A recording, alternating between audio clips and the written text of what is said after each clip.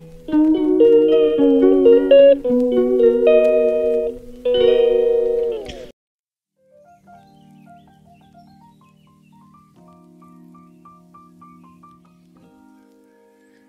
Morning বন্ধুরা, কেমন আছে সবাই? আশা করি সকলে খুব ভালো আছো। আমরাও খুব ভালো আছি। Rich journey me and my সানে আমি সুমিত্রা তোমাদের সকলকে জানাই স্বাগতম।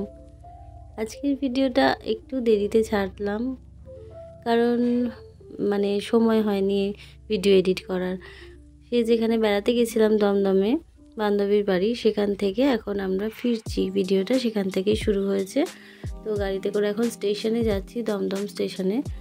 সেখান থেকে ট্রেন ধরে তারপরে আসবো ব্যান্ডেল, এটাই ঠিক আছে আপাতত।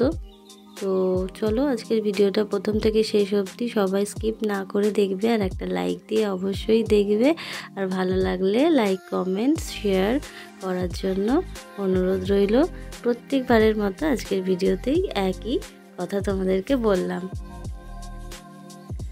ফিরে আসার দিনটা খুব একটা মনটা ভালো লাগছিল যে সেটা নয়, কিন্তু যদিও বড় হয়ে গেছি যেহেতু, সেই জন্য মনের সেই ভাবটা প্রকাশ করার কোনো জায়গা নেই। কারণ বাচ্চাদের মন খারাপ হচ্ছিল, খুব স্বাভাবিকভাবেই আমাদেরও মন খারাপ হচ্ছিল, কারণ খুব ভালো দিনগুলো কাটিয়েছি ওখানে। খুব এনজয় করেছি, মজা করেছি, সব কিছু মিলিয়ে টোটালটা একদম ভীষণই ভালো গেছে। তো এই যে দেখতে পাচ্ছ, এবার টিকিট কাউন্টারে দাঁড়িয়ে আছি টিকিট কাটবো বলে। টিকিটটা কেটে নিয়ে একটু সময় আছে ট্রেন আসতে, তো সেই জন্য টিকিট কেটে একটু চাটা খেয়ে নেব। সকালবেলা এখন বাজে প্রায় 9:45 মতো। প্রথমে যখন দেখলাম এমনি যে টিকিটের কাউন্টারটা, সেখানে বিশাল বড় লাইন। তারপরে এসে এখানে টিকিট কাটা হচ্ছিল, সেই জায়গাটাতে লাইন দিলাম। এখন এই জায়গাগুলোতে টিকিট কাটার ব্যবস্থা করে কিন্তু অনেক সুবিধা হয়েছে। নিজেও একটা পাশেই রাখা ছিল, যেটাতে নিজে তুমি নিজের টিকিট কাটতে পারো, সেটাতেও কাটা যেত, কিন্তু প্রথমবার যেহেতু সেজন্য ট্রাই করলাম না, তো ওটা দিয়েই কেটে নিয়েছিলাম, একজন কেটে দিচ্ছিল। তো এই যে দেখো, এখন কিন্তু আমরা ব্যান্ডেল থেকে উল্টো দিকে ট্রেন ধরেছি, চুচড়ো স্টেশনে যাওয়ার ট্রেন এটা। কারণ ছেলে বায়না করতে শুরু করেছিল, সৌম্যদীপ যেহেতু মামার বাড়িতে যাচ্ছে, আমাদেরকেও মামার বাড়িতে যেতে হবে। তো ওই ব্যান্ডেলের থেকে ট্রেন থেকে নেমে আর কি, তারপরে আবার চুচড়োর দিকে ট্রেনে চেপেছি। তো এখন যাচ্ছি আবার বাপের বাড়িতে, কারণ ছেলে ভীষণই কান্না মুখ করে বলছে। তো ভাবলাম যখন স্কুলটা নেই, বায়না করছে, তো একটা দিন একটু থেকেই আসি। আর প্রথমত আমি ওকে একটা দিন কিন্তু বলিনি, আমি ওকে বলেছিলাম যে আমি যেতে পারি, আমি এই বেলাটা থাকবো, ওই বেলা কিন্তু ফিরে চলে আসবো, এরকম বলেছিলাম। তো রাজি হয়ে গেছিলো যদিও। তো চলো এবার আমরা বাপের বাড়ির দিকে রওনা দিই। ওখান থেকে টোটো করেছিলাম, টোটো করে যাচ্ছি বাড়ির দিকে। বাড়িতে ফোন করে বলে দিয়েছি, তো বাড়ির লোকও ভীষণ খুশি। এখন প্রায় ধরো 12টা 12:30 বেজে গেছে। তো ওদেরকে আগে থেকে বলে দিয়েছি, রান্না বান্না করার ব্যাপার আছে যেহেতু। তো ওরাও খুশি, আমরাও খুশি। চলো ঘুরেই আসি সেই সবুজের দেশ যেখানে তোমাদেরকে দেখিয়েছিলাম।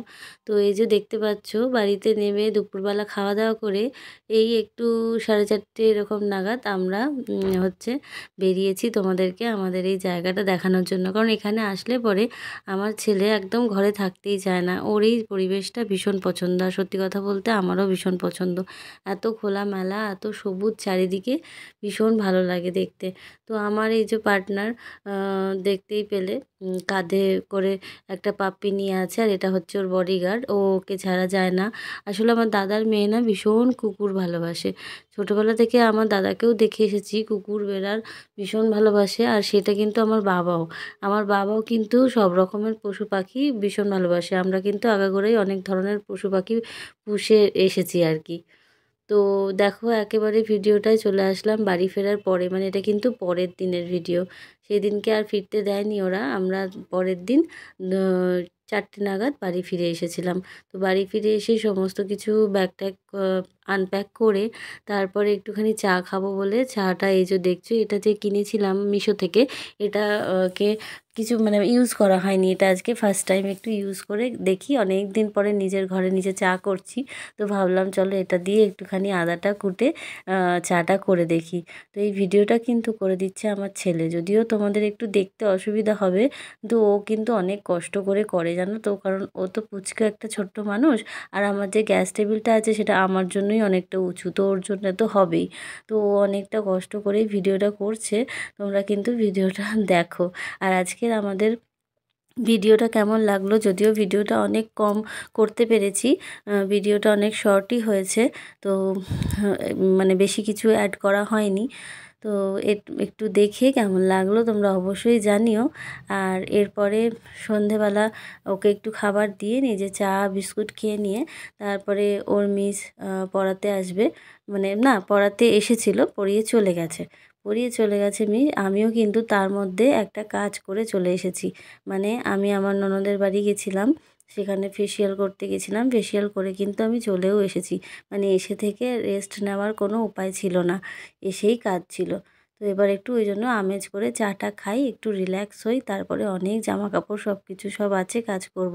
তো চলো বন্ধুরা, আজকের মতো ভিডিওটা এখানেই শেষ করছি। সকলে খুব ভালো থেকো, সুস্থ থেকো, দেখা হচ্ছে আবার একটা পরের ভিডিওতে।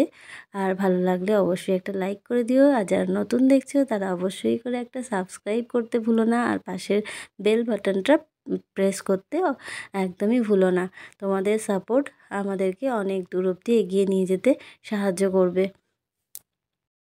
আমার চ্যানেলের নাম হচ্ছে rich journey me and my son. চ্যানেলটা করেইছি আমি আর আমার ছেলের জন্যই, কারণ তোমরা মানে পুরনো ভিডিও দেখলে পরে জানবে।